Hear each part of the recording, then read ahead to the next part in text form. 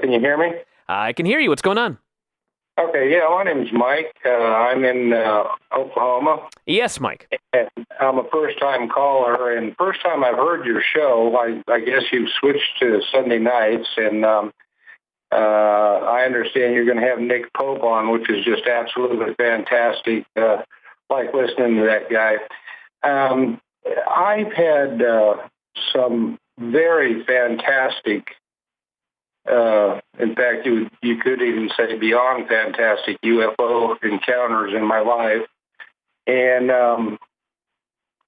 I would like to relate one story to you. Sure. One night, back in this happened in the late 1980s.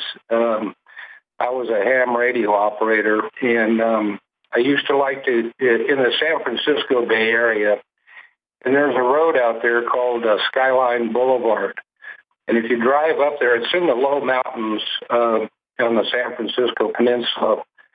If you drive up there, you can look out over the entire Bay Area and see all the lights at night. And the reason I did it was it's a good place to get out and get radio contacts because I had my mobile ham radio in the Jeep.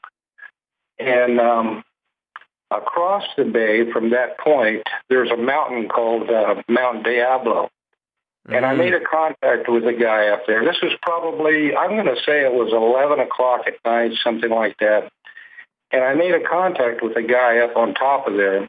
And we were talking back and forth, and that's a pretty good distance, really. And as I was talking to him, now, to picture it, my Jeep is pulled out to the edge of this cliff, and behind the Jeep is an old two-lane road, which would be Skyline Boulevard. Just right behind the road is a hill that's probably, I'm going to say about 50 foot high, and just gently slopes off on either side. Well, as I'm talking to this guy, this bright light just lights up the whole area, and it was behind the Jeep. And I'm still looking out over the Bay Area. And I thought it was another car pulling into the pullout because it was a popular spot. The locals in that area called it the Logs. And so I sat there for a few minutes more talking with this guy, and the light just stayed there. And so I put the microphone down, and I got out of the Jeep and looked up. And here's this craft above the hill, just behind the Jeep, across the road. And it has to be at least 100 to 150 foot across. And it's shining these two beams of light straight down onto the hill behind me. And the beams of light are rectangle shaped, and there's two of them. And they're separated in the middle by a pretty good distance. So what you're looking at is you've got these square beams of light that fan out gently as they meet the ground, coming down to the ground in this giant craft, okay? And I'm going, what the heck? Now, I've been asked, I've only told this story to a few other people, and the reason for that is that I felt like I shouldn't tell the story, like maybe I was betraying somebody or like it was a secret and I shouldn't say anything, but I'm older now, and I think it's important for people to know about this stuff, that it is real. And so anyway, my astonishment was at such a high level that there was no fear. I had no fear. I remember that everything was completely silent. It was so silent, it's like the silence was like a heavy blanket. You could feel it. That's how silent it was. And I don't mean just the craft itself. I mean everything around me was just dead, absolute, still silence. So like it sucked away the sound. Yeah, something like that. I have no idea what it did, but it did something to the sound. You're right.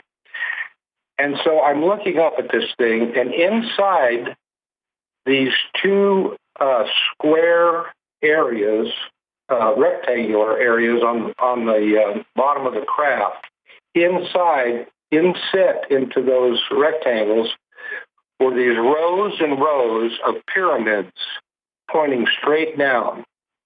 Now, they looked exactly like the ones like in Egypt, except that they were elongated more, so that, if you pulled the top of the Giza pyramid up quite a bit and stretched it out, that's what it looked like. And there was probably, I'm going to say, 4 to 6 rows of pyramids in an even line, and there was probably, I want to say, 12 pyramids per row, and that was repeated in both rectangles. Okay, and they were inset into the craft. Now, at the tip of each triangle, there was a glowing white ball, and I call it plasma balls. Was it a plasma ball? I don't know, but I call it. I said the plasma balls, and each tip of the triangle had this ball just away from the tip and just sitting there glowing. Okay. And I could see each rectangle had a covering on it. It was clear, but you could tell it had depth to it. It was thick. And the only thing I can relate it to would be like a big, thick crystal. That's what it reminded me of. Okay? And as I'm looking at this thing, I'm just thinking, oh my God, what is this? This is just wow. I mean, What shape was it? Excuse me? What shape was it? Was it round, triangular? No, it was round, but it was more oval than round. Okay. Okay. It was oval. Let me see how I can explain this. The rectangles were end to end and in line with each other. Okay. So the smaller part of the circle was towards the ends of the rectangle. So the oval part was at the ends of the rectangle, and the longer part of the oval was away from them. Sure. And the color of the body, now I could see the body good. Remember, this is nighttime, and I could see the body of the craft really good. And it was kind of a dark blue, gray metal. And it didn't shine. It didn't like have a specular, it was like a flat color. Sure. And so I'm thinking, wow. So the next thought that comes into my mind is I'm going to get a hold of this guy that I'm talking to on the radio and see if he can see this thing across the bay. Because, Mount Diablo is a real high mountain there in the Bay Area. And so I get back in the Jeep. I called for him, and he was still there. And I explained to him where I was at across from him on Skyline Boulevard. And I told him to, go ahead and scan that area and see if you see a big light that's shining over there, shining down. And so about a minute later, he comes back and he says, yeah, I see it. And I said, dude, I am right underneath that thing. And he said, wow, man. He says, I see it. So at that point, I get back out of the Jeep thinking, okay, he sees it too. And I look back up, and the craft is slowly moving. I mean, so slow. It's like, it's not as slow as the hands of a watch, but it's not very much faster, but it's moving towards my car or the Jeep.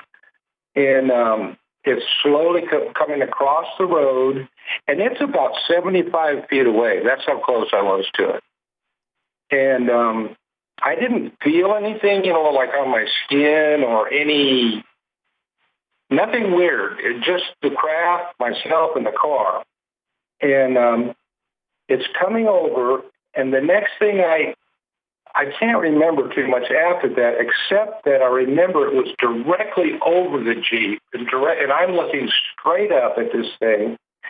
And at that point, I noticed, you remember the clear covering that's over the rectangles?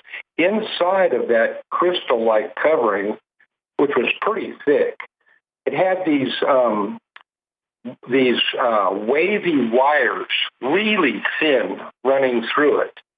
and the wires were running in the direction between the rows of the triangles, and it was like a sine wave pattern, okay? And wherever there was a row of triangles, right in between the next row and that row, there would be this wavy wire. I call it a wire. Was it a wire? I don't know, but that's what it looked like. And so I'm looking up at this thing, and then the next thing I know, I mean, I don't remember it moving, but it was back over the top of the hill, and it was just right where it was when I first saw it. And I'm looking at it just amazed beyond. It's the most fantastic thing I've ever seen in my entire life. It just snapped. It blinked out, and I thought, oh, it turned off the lights. So I squinted really hard to see, because I could see a few stars out that night. It was a very clear and still night.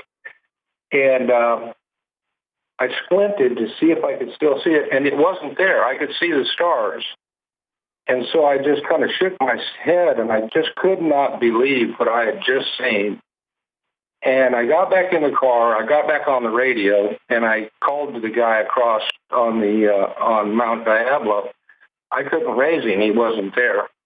And I was talking earlier in that same spot on one of the channels, and it was a popular channel, a lot of people on that particular ham radio channel.